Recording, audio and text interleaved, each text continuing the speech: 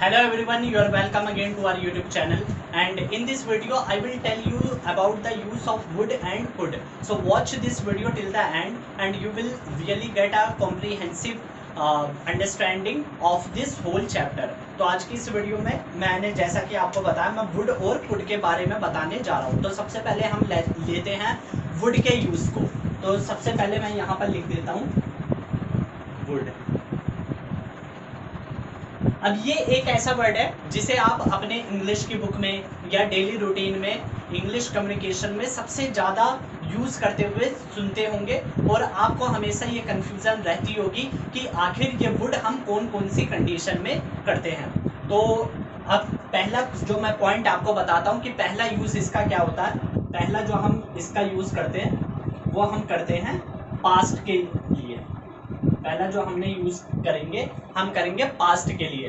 तो पास्ट में क्या इसकी आइडेंटिफिकेशन होती है, आप कैसे पहचानेंगे कि पास्ट में कब हमें वुड का यूज करना है। तो मैं आपको बताता हूँ कि जब भी हम पास्ट हैबिट की बात करते हैं, अब मैंने यहाँ पर पास्ट लिखा और मैं पास्ट के आगे ऐड कर दूंगा हैबिट। हैबिट का मतलब आप सभी जानते हैं आदत, हैबिट यानी आदत।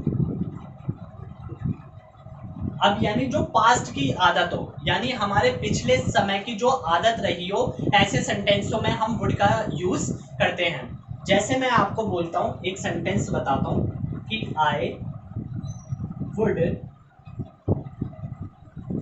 Play cricket.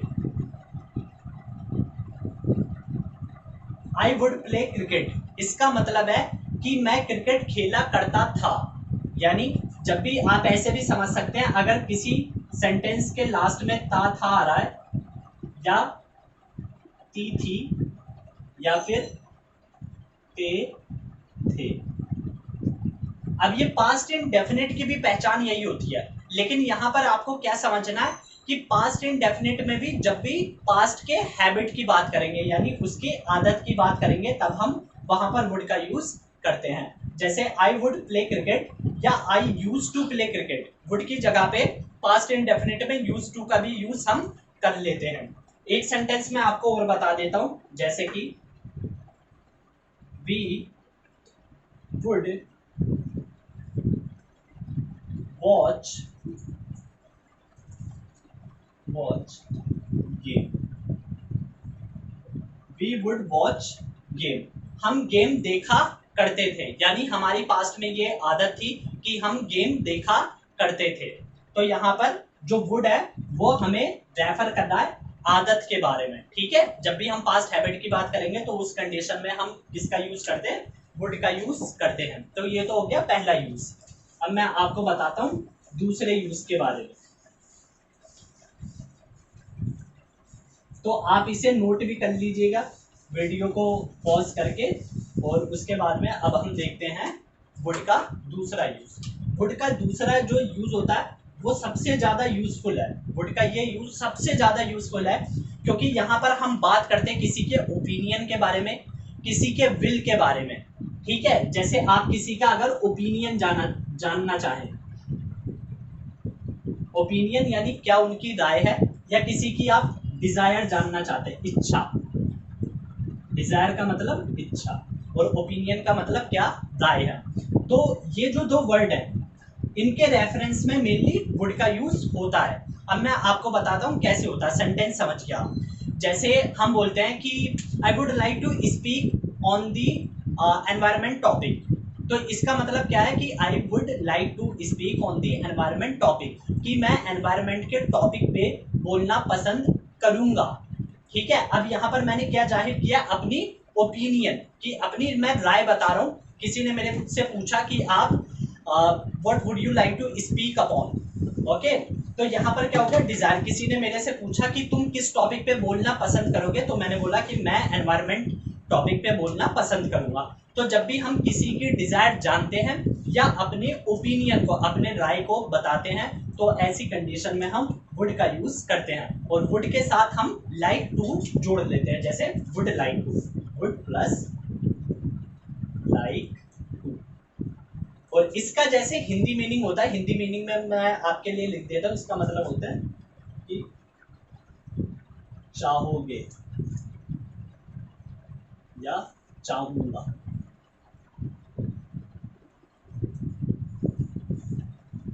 ठीक है, अब इससे हम क्या समझेंगे, देखिए सेंटेंस के जरिए मैं आपको और अच्छे से एक्सप्लेन कर देता हूँ। एक सेंटेंस लिखता हूँ, आपको एकदम क्लियर हो जाएगा, बिल्कुल कोई डाउट नहीं रहेगा।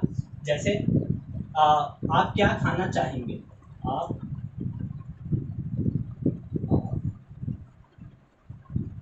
क्या खाना चाहेंगे, आप क्या खाना चाहेंगे या आप क्या खाना पसंद करेंगे। अब यहाँ पर जब मैंने ये सेंटेंस बोला आप क्या खाना चाहेंगे, तो आप इसे बहुत ही इजीली अंडरस्टैंड कर सकते हैं। इसमें आपको कोई भी डाउट नहीं रहना चाहिए कि आप किसी की डिजायर जानना चाहते हैं।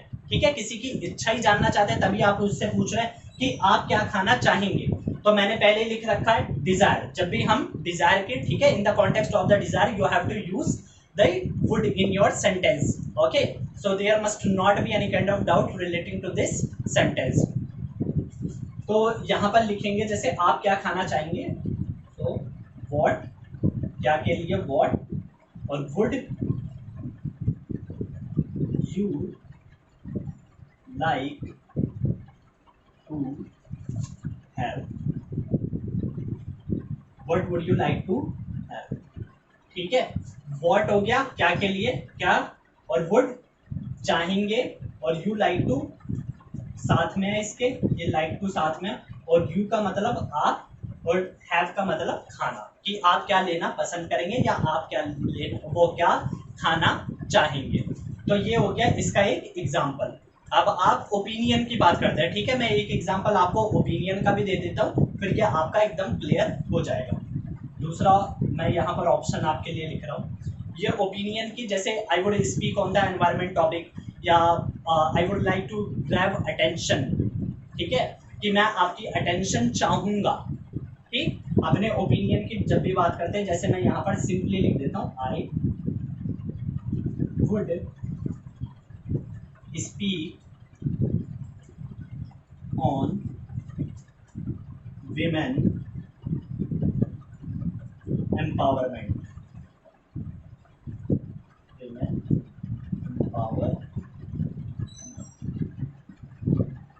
ठीक है, आई would speak on women empowerment, कि मैं महिला सशक्तिकरण पे बोलूंगा। ठीक है, यहाँ पर आपने अपनी ओपिनियन जाहिर करने की बात की है। तो ये होता है दूसरा जो इसका कॉन्टेक्स्ट होता है जहां पर हम वुड का यूज करते हैं। तो ये दूसरा पॉइंट है। अब हम बात करते हैं तीसरे पॉइंट के बारे में। ठीक है, आई होप कि आपको दूसरे पॉइंट में कोई कंफ्यूजन नहीं होगी। आप जैसे जैसे सेंटेंस की प्रैक्टिस करेंगे वैसे वैसे ये आपको और क्लियर हो जाएंगे। अब आप जब भी ये वुड का यूज देखें तो आप जरूर इन पॉइंट्स के रेफरेंस से उसे समझने की कोशिश करना, और आपको बहुत ही अच्छे से समझ में आ जाएगा। अब यहाँ पर मैं बताता हूँ इसके तीसरे यूज के बारे में। तीसरा यूज, यहाँ पर हम थर्ड पॉइंट की बात कर रहे हैं। थर्ड पॉइंट में हम क्या देखते हैं, कंडीशनल सेंटेंसेस, इसे हम कहते हैं कंडीशनल सेंटेंसेस। इसके लिए मैं आपके एक सेपरेट वीडियो भी बनाऊंगा जिसमें मैं आपको इसे थोरोली एक्सप्लेन कर दूंगा, लेकिन एक शॉर्ट ओवरव्यू यहाँ पर मैं दे देता हूँ ताकि आप वुड की जो अंडरस्टैंडिंग है उसे ले सके। तो सबसे पहले आप समझ लीजिए, ऐसे ही बिना मैं लिखे आपको एक्सप्लेन कर देता हूँ कि होते क्या है, कंडीशनल सेंटेंस क्या होता है। जैसा कि नेम से पता चल रहा है, कंडीशनल सेंटेंसेस यानी जहां पर कोई कंडीशन हो। ठीक है, जब भी हम कंडीशन की बात करेंगे उसी सेंटेंस को हम कहते हैं कंडीशनल सेंटेंसेस, और वहां पर पॉसिबिलिटी लगभग ना के बराबर होती है, जो संभावना होती है उस काम को होने की लगभग ना के बराबर होती है। अब मैं आपको बताता हूँ सेंटेंस के जरिए कि मैं आपको क्या बताना चाहता हूँ। जैसे कि मान लो कोई इंसान है, उसने बोला मैं तुम्हें एक गिफ्ट दूंगा अगर मैं लॉटरी जीता। उसने क्या बोला कि मैं तुम्हें गिफ्ट दूंगा अगर मैं लॉटरी जीता। तो यहाँ पर एक कंडीशन है, वो आपको गिफ्ट देगा, लेकिन कंडीशन क्या है, अगर वो लॉटरी जीता। ठीक है, तो यहाँ पर आप देख सकते हैं जो हमने कंडीशनल सेंटेंसेस लिखा वहां पर कंडीशन की बात होती है। तो उसने यही बोला कि मैं आपको गिफ्ट दूंगा अगर मैं लॉटरी जीता। लेकिन लॉटरी जो जीतने की संभावना होती है, जब आप वुड का यूज करेंगे तो वहां पर जो संभावना होती है वो लगभग ना के बराबर होती है। ठीक है, लगभग ना के बराबर होगी वो संभावना। अब मैं आपको कुछ एक दो सेंटेंस लिखता हूँ, उसके बाद में ये बिल्कुल आपको क्लियर हो जाएगा। जैसे मैं बोलूँ, पहला तो मैं यही लिख देता हूँ जो मैं अभी बता रहा था कि अगर मैं लॉटरी जीता मैं आपको गिफ्ट दूंगा, तो कैसे लिखेंगे कि इफ, ये सेंटेंस इफ से स्टार्ट होते हैं। If I won lottery, if I won lottery, अगर मैं लॉटरी जीता, I would give you a gift. पहला सेंटेंस आप देख सकते हैं, इफ आई वॉन लॉटरी, अगर मैं लॉटरी जीता, I would give you a gift, मैं आपको गिफ्ट दूंगा। ठीक है, ये हो गया। अब दूसरा कि अगर यहाँ पर शेर आ जाए तो आप क्या करेंगे। अब यहाँ पर हम बात कर रहे हैं, देखिए ये भी एक कंडीशनल सेंटेंस है, क्योंकि यहाँ पर जो पॉसिबिलिटी है वो लगभग ना के बराबर है। जब मैं कह रहा हूँ आपसे अगर यहाँ पर शेर आ जाए, तो ऐसी सिटी में शेर का आना लगभग इम्पॉसिबल है। ठीक है, here we are also talking about the situation where the possibility is equal to 0, so in that sentence we use the would. Okay, तो यहाँ पर हम वुड का जैसे यहाँ पर यूज किया ऐसे ही कि if a lion enter this room, what would you do?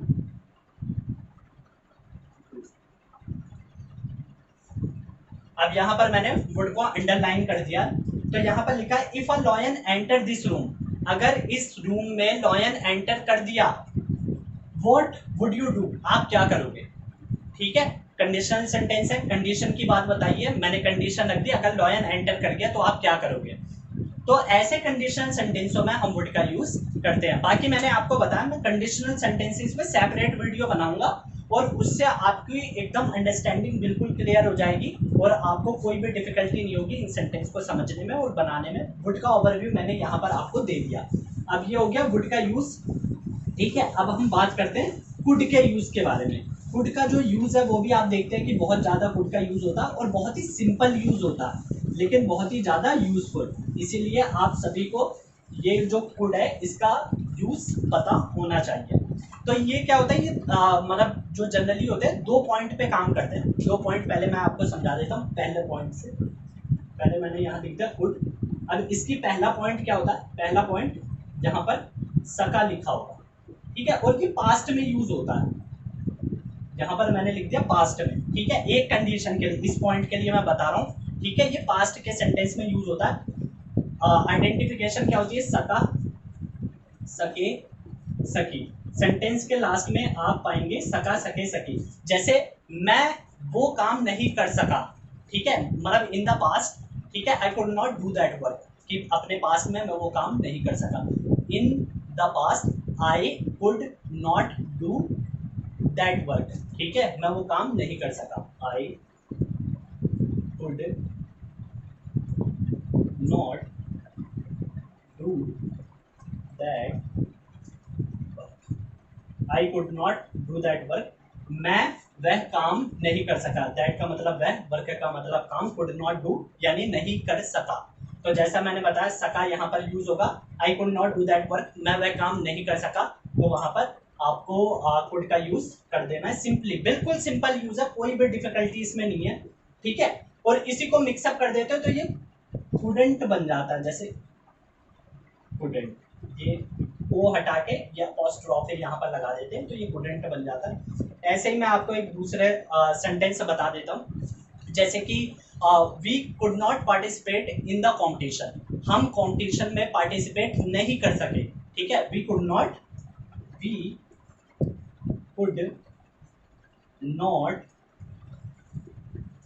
Participate, we could not participate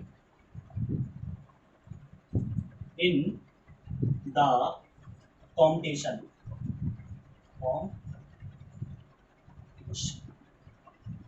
we could not participate in the competition, हम कॉम्पिटिशन में पार्टिसिपेट नहीं कर सके। यहाँ भी सके का यूज हो रहा है, एक में सका का यूज हो गया, एक में सके का यूज हो गया। सेंटेंस के लास्ट में आपको ये वर्ड्स मिलेंगे और पास्ट ध्यान रखना, हम पास्ट के बारे में यानी पिछले समय के बारे में बात कर रहे होंगे, तो वहां पर आपको सिंपली कुड का यूज कर लेना है। ठीक है, अब जब भी आप ये सेंटेंस देखें तो इस रेफरेंस से आप समझिएगा और बिल्कुल एकदम क्लियर हो जाएंगे आपको ये सेंटेंस।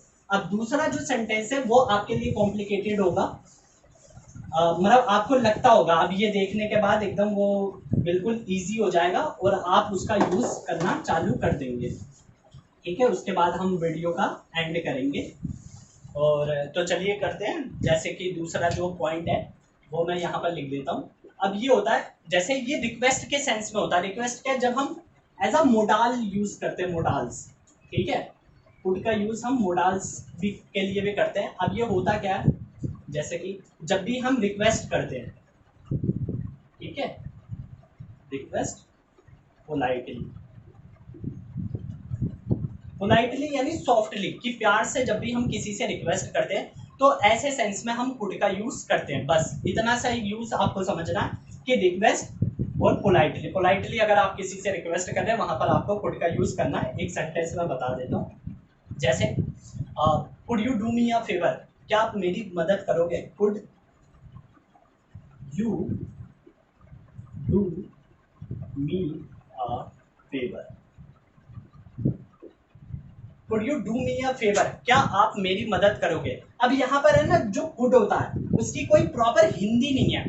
ठीक है, आपको इसे कंडीशन के अकॉर्डिंग समझना। जब भी आपको किसी से रिक्वेस्ट करनी हो तो आप यहाँ पर कुड का यूज कर लेना। जैसे could you do me a favour, या could you give me a pen, या could you bring that water for me, ऐसे आप सेंटेंस बना सकते हैं। एक सेंटेंस और लिख देता हूँ, जैसे कुड यू